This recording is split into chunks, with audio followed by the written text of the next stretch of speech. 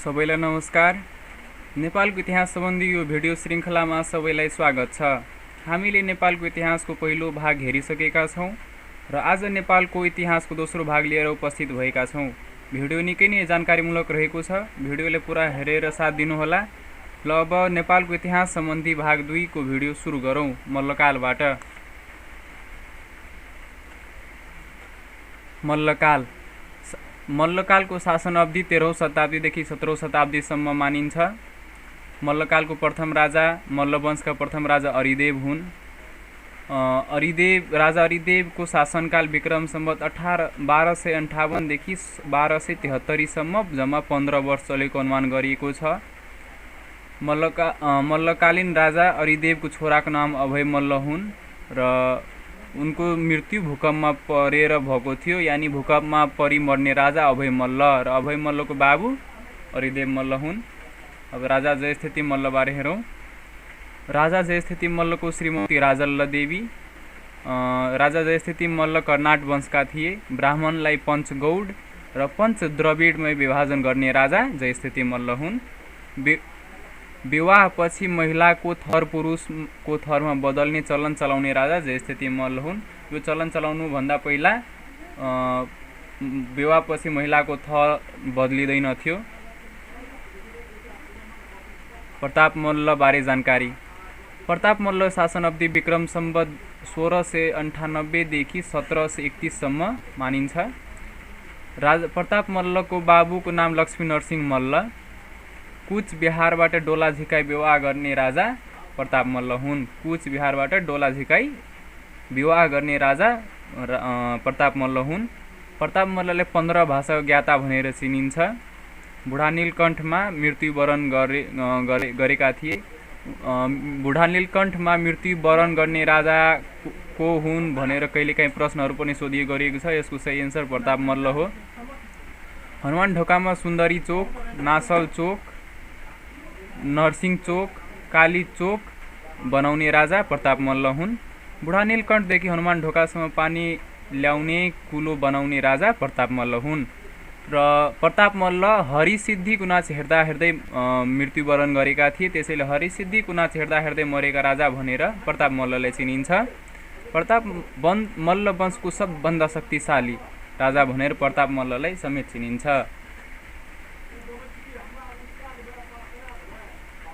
उपत्यकाको राज विभाजन गरी आफ्नो छोराहरूलाई बाँड्ने राजा यक्ष मल्ल हुन्।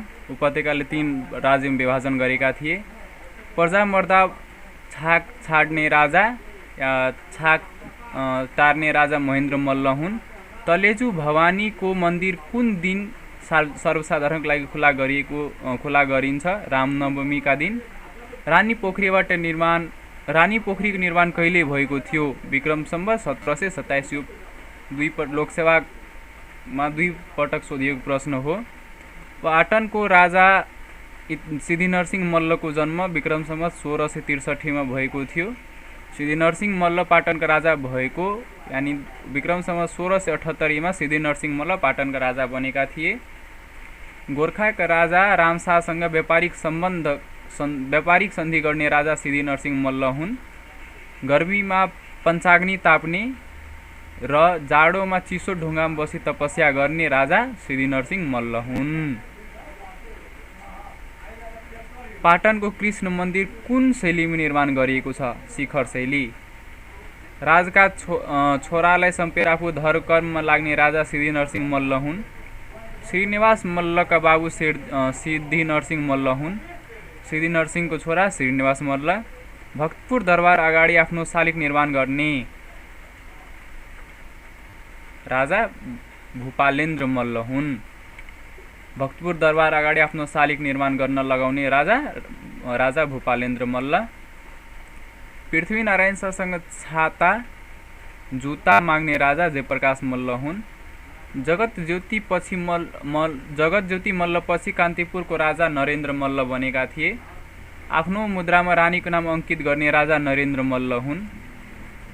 जबसम्म मेरो शालिग माथि रहेको चरा उडेर जान्न तबसम्म मलाई जीवित नै सम्झनु भन्ने राजा युग नरेन्द्र मल्ल हुन्। र एकपटक यो सोधिएको प्रश्न पनि हो।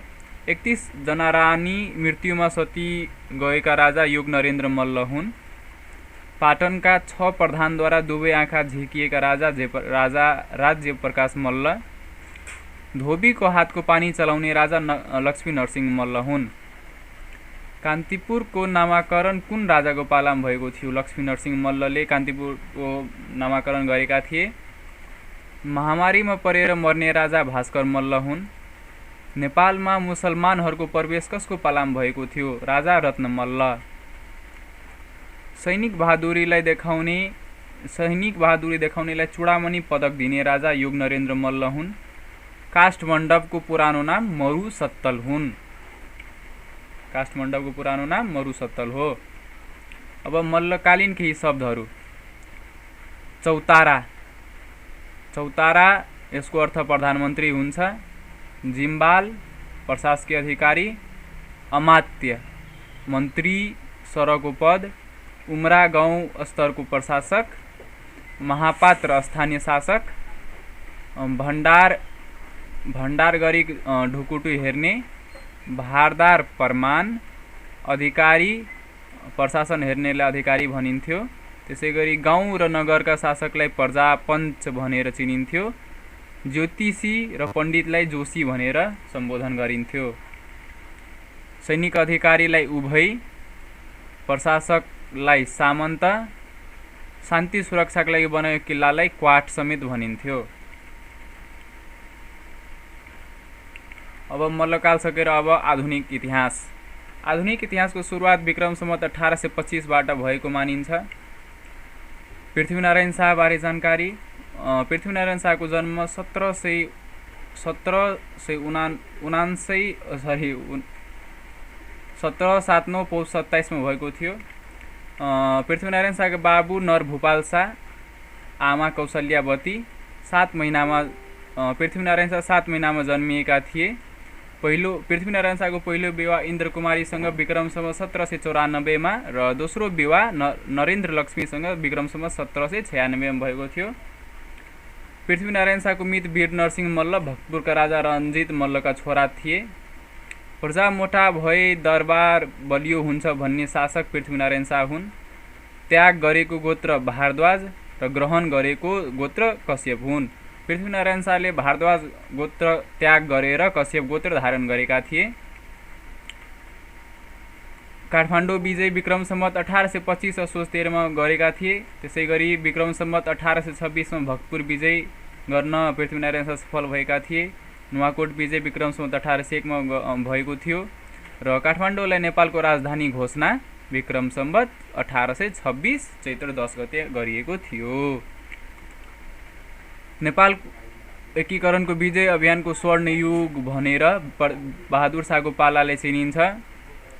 स्वामी महाराज रणबहादुर शाह, त्यसैगरी आफ्नै भाइद्वारा काटिने राजा रणबहादुर शाह हुन्। सुगौली सन्धि कसको पालामा भएको थियो? गिरबान युद्ध विक्रम शाहको पालामा सुगौली सन्धि भएको थियो। सर्वप्रथम वीर विक्रम पदवी धारण गर्ने राजा गिरबान युद्ध विक्रम शाह र सुगौली सन्धि सन् 1826 मार्च 3 मा भएको थियो र लागू चाहिँ सन् 16 मार्च 4 तारिकमा भएको थियो। सुगौली सन्धिमा नेपालको तर्फबाट हस्ताक्षर गर्ने व्यक्ति गजराज मिश्र हुन्। नेपालमा कोत पर्व कसको पालामा भएको थियो? श्री 5 राजेन्द्रको पालामा। कोत पर्व भएको स्थान बसन्तपुर दरबार। बुलेट महाराज भनेर श्री 5 त्रैलोक्यलाई चिनिन्छ। शाहवंशीय इतिहासका सबैभन्दा लामो अवधि शासन गर्ने राजा त्रिभुवन हुन्। श्री 5 त्रिभुवनको पालामा कतिजना प्रधानमन्त्री भएका थिए? 6 जना। चन्द्र शमशेर, भीम, जुद्ध, पद्म, मोहन, मातृका प्रसाद, कोइराला। र नेपालको शान्ति क्षेत्र घोषणाको प्रस्तावमा हालसम्म कति राष्ट्रले समर्थन गरेका छन्? 116 देशले।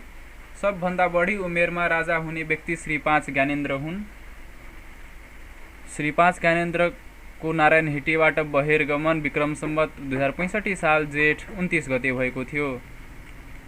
अब राणाकालबारे जानकारी।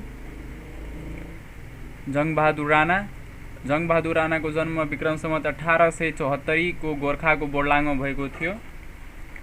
जङ्गबहादुर राणाको वास्तविक नाम वीर नरसिंह कुँवर र बाबुको नाम बाल नरसिंह कुँवर थियो।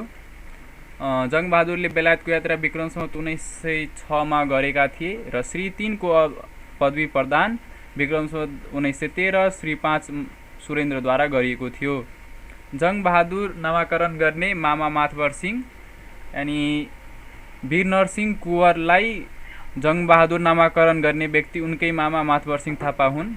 राणा उपाधि धारण गरेका व्यक्ति जङ्गबहादुर राणा हुन्। सबभन्दा कम उमेरमा प्रधानमन्त्री हुने प्रधानमन्त्री जङ्गबहादुर राणा नै हुन्।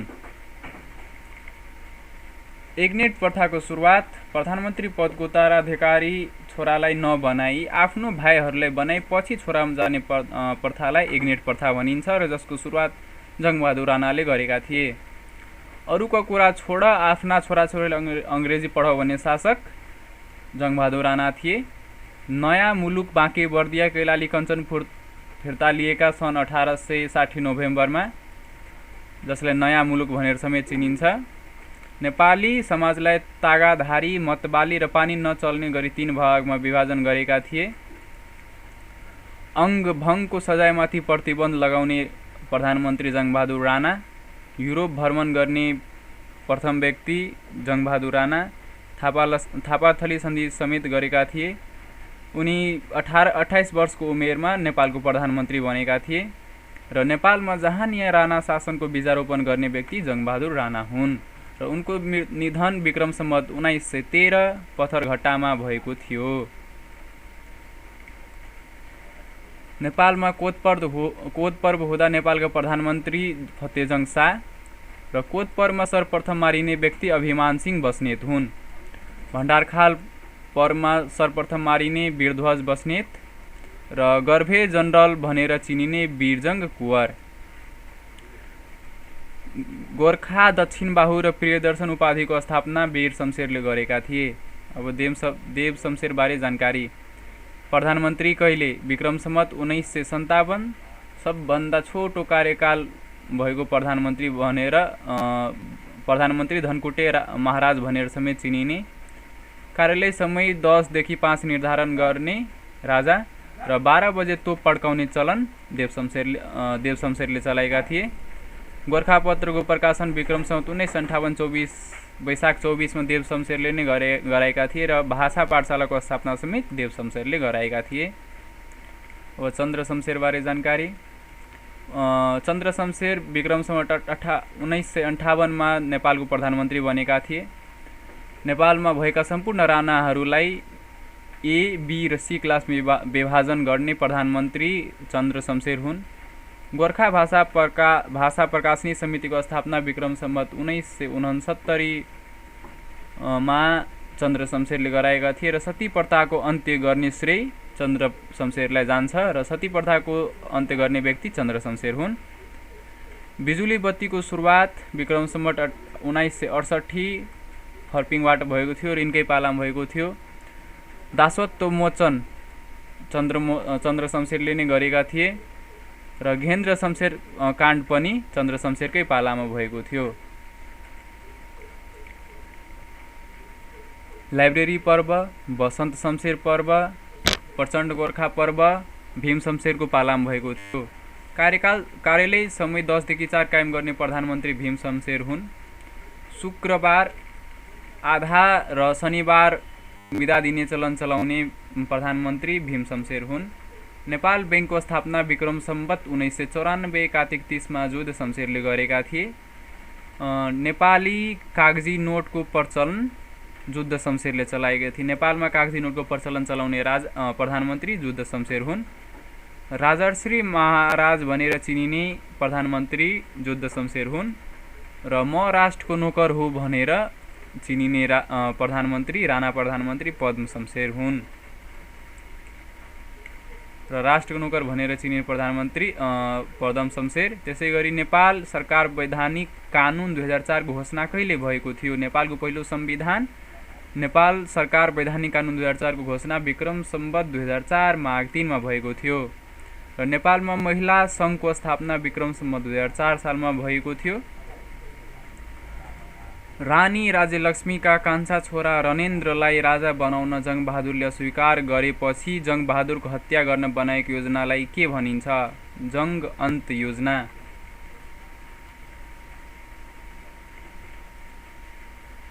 उखडा जाँच कमिसन खडा गर्ने राणा प्रधानमन्त्री भीम शमशेर। चरखा प्रचारमा रोक लगाउने राणा प्रधानमन्त्री भीम शमशेर।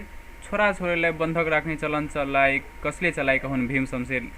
नेपालको ताजमहल भनी चिनिने पाल्पाको रानी महल कसले बनाएका हुन्? खड्क शमशेरले। नेपालको शाहजहाँ भनेर चिनिने व्यक्ति खड्क शमशेर। राणाकालको सर्वोच्च न्यायालय बिन्ती पत्र नक्सारी अड्डा राणाकालको सर्वोच्च न्यायालय हो।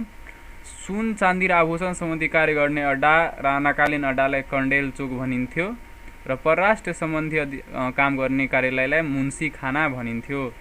र राणाकालमा नेपालको प्रशासनिक विभाजन 35 जिल्ला गरेर गरिएको थियो। र आज यसै गरी नेपालको इतिहासको भाग दोस्रो यही सकियो। अब भाग तेस्रो छिटै लिएर नै आउनेछु। यो भिडियोमा प्रयोग भएको डकुमेन्टको PDF चाहिएमा तल अवश्य कमेन्ट गर्नुहोला र भिडियो राम्रो लागेमा लाइक, सेयर र सब्स्क्राइब गरिदिनु होला। हस्, धन्यवाद।